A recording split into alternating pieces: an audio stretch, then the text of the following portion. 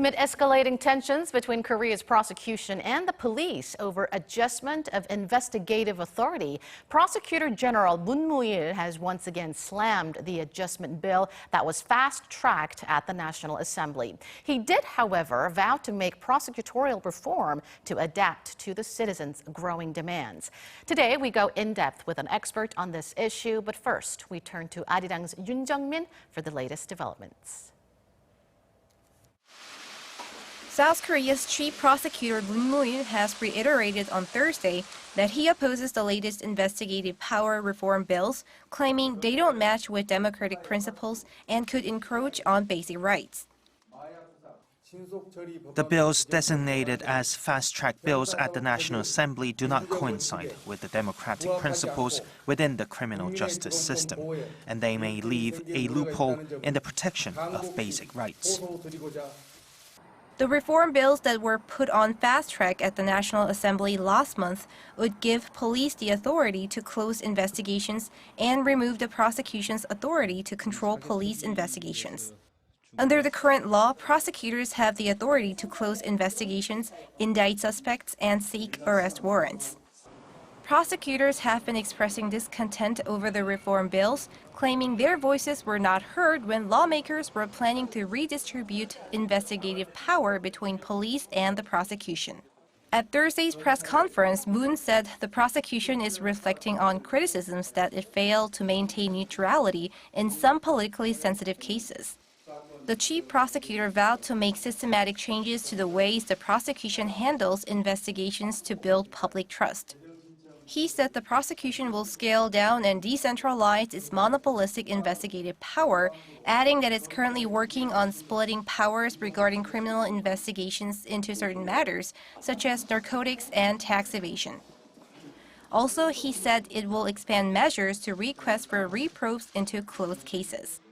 The power struggle between the two investigative agencies is escalating. On Wednesday, prosecutors detained a former police chief for allegedly intervening in elections during the previous Park Geun-hye administration. Police also have launched an investigation over current and former high-level prosecutors, including the former prosecutor chief for an alleged dereliction of duty. On the same day, police criticized Moon Moo-il's claims, arguing the reform bill is one of the key agenda of the current government. Earlier this week, Police Chief Min Kam-ryuk also publicly announced he supports the reform bills, saying the public is calling for a redistribution of power to root out irregularities. Yoon Jung-min, Arirang News. For further discussion on this issue, we're now joined by attorney KIM Hyung-jin. Thank you for coming in today. Thank you. So, Prosecutor-General Moon Moo-il had the much-anticipated press conference this morning, and as expected, he once again slammed the fast-tracking of the investigative power reform bill. But he also vowed to make some efforts to reform the prosecution. How did you see the press conference? That's right. Today he made 3 points. The first one was that he admitted that the prosecution has not been perfect in handling cases in the past. And second, he said he has a plan to improve the situation. And third, he expressed some concern about this so-called reform bill. My point of view is that his level of concern was much lower than I expected.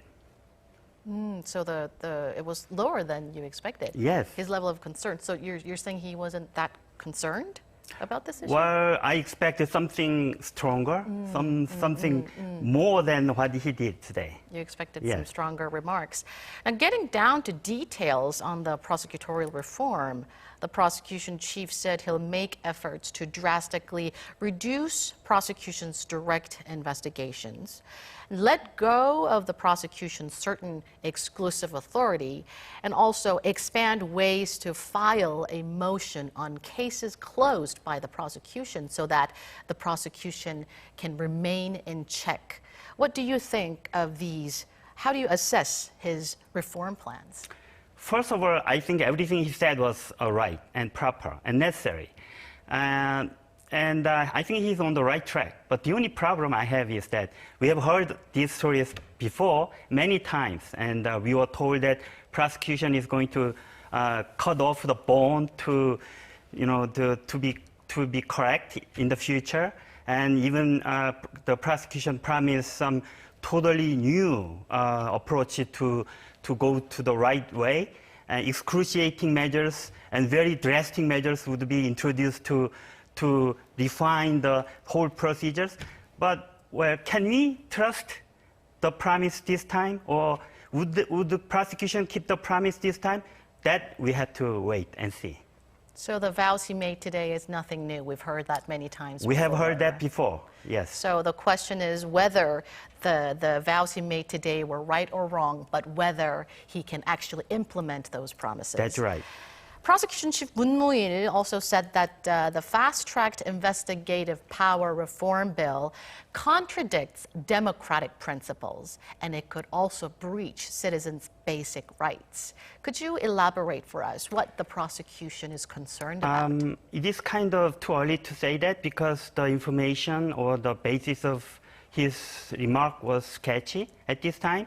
But I assume that he is concerned about the broad and very big power, authority newly given to the police by this new reform bill. He is concerned about this gigantic institution, the police station, with huge power and authority, and I guess that's what he meant. But we have to wait and see what he is going to say about the details, about his assertions. So you do think that the investigative power readjustment would grant police too much power? You agree with that? You think it would give the police too much power and the police agency would become an institution that is with too big of a power? Is that what you think? Well, my point is that the power and authority which would be given to police under the new reform bill would be not that big compared to the power and authority which is given to the prosecution at this time. So we'll have to see and wait and see how the police is going to exercise the power and authority in the new circumstance.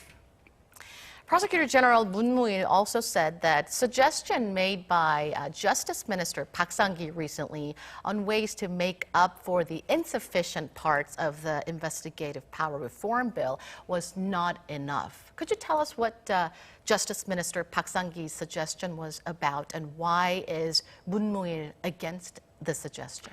My understanding is that Minister Park promised that the control of the prosecution of the police procedure would not be lessened, and the prosecution is going to have enough power and authority to modulate the whole procedure.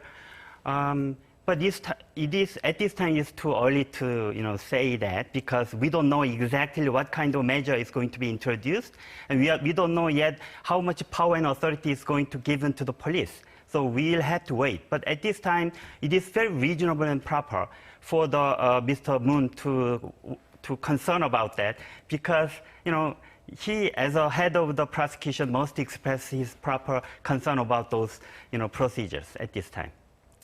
The police, meanwhile, argues that enough check and balance measures are included in the reform bill, and so the bill should be tabled as the way it is now. Do you agree?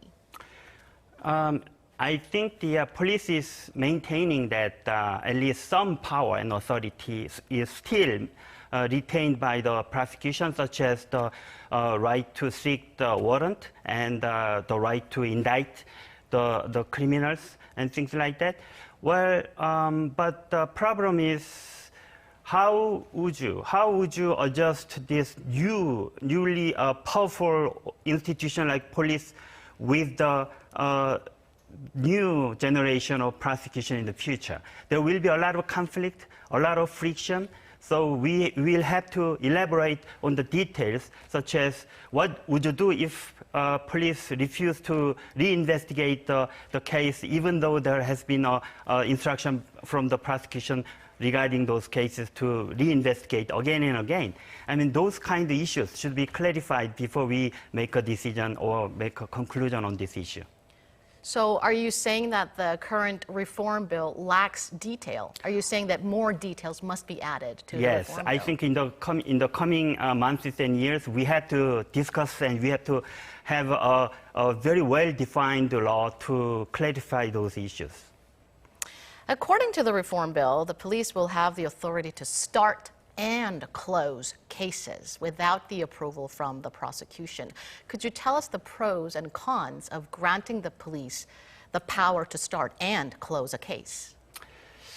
The most important thing in this case is that whether the police is ready to take that kind of power.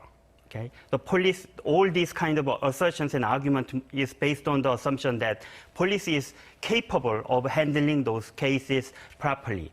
Are we sure about that? We don't know. So we have to, wait, because police must prove to the people that police itself has a capacity and ability to handle the cases properly, better than maybe the prosecution used to have.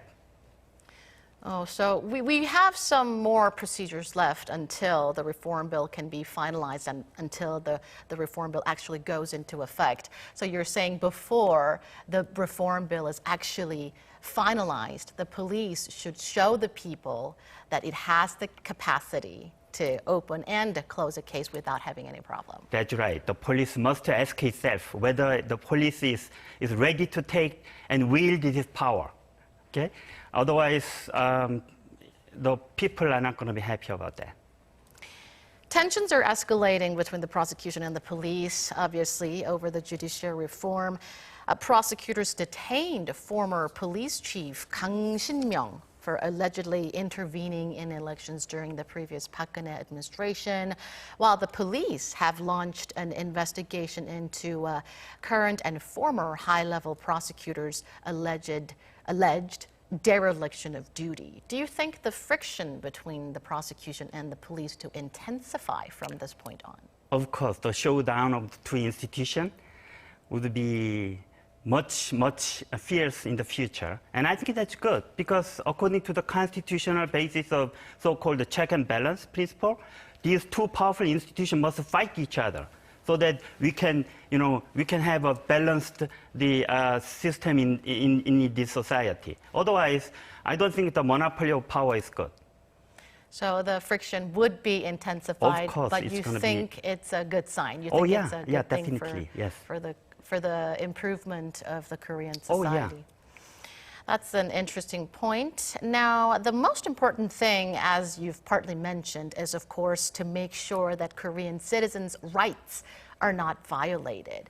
What do you think is the best way to settle this investigative power reform controversy so that the people of Korea can be best protected by law? What do you think is the best way to settle this argument? It's easy to blame other people or the institutions for those problems, but I think the people, we ourselves must open our eyes widely, and we have to watch them working efficiently and properly in the society.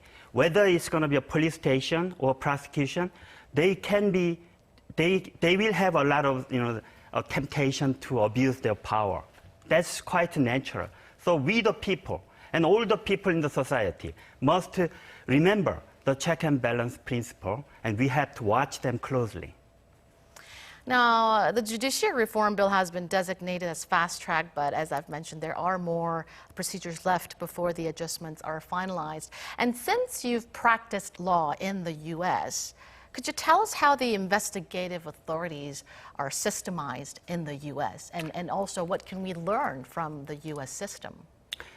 It's not easy to compare the system in Korea and the system in America because there are a lot of differences in terms of history, authority, capacity, and manpower like that. But generally, you may say that the FBI, for example, has been very well defined its roles, and it has a lot of manpower, human power, and it has a lot of technologies and capacities to handle its cases efficiently. But we have to remember, we should remember that those institutions in the United States have suffered a lot of criticism, and there have been a lot of trial and error practices regarding those police brutality and racial discriminations and many abuses of power. So it takes time for us to get the perfect system in the future, but it's not going to happen in a day or two.